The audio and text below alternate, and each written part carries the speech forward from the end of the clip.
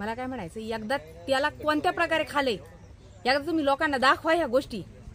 त्याचा जो तो भाग खालाय ना, अहो त्याचा आत्मा काय तळतळ असेल. ती आई आक्रोश करते रात्रीपासून. तिला आम्ही इंजेक्शन दिलेत, गोळ्या दिलेत, तिला त्याच्यात फरक नाही. ती आई आहे, तिने त्या वाघाच्या तोंडातून ओढून आणले त्या आईने. आणि ही फक्त एक आईच करू शकते बरं. ते येणार नाही आता बाळ.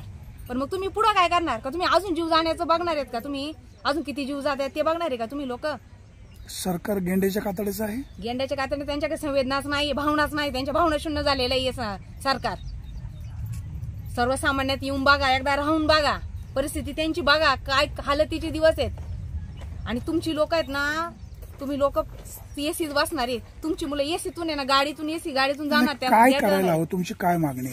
आमची मागणी, आम्हाला बिबट नकोच आहे. आमचा हा तालुका मुक्त करा. बाकी आमची काय मागणी नाही. उपाय कसा, म्हणजे कसा बिबट मुक्त करायचं, म्हणजे नेमकं काय करायचं?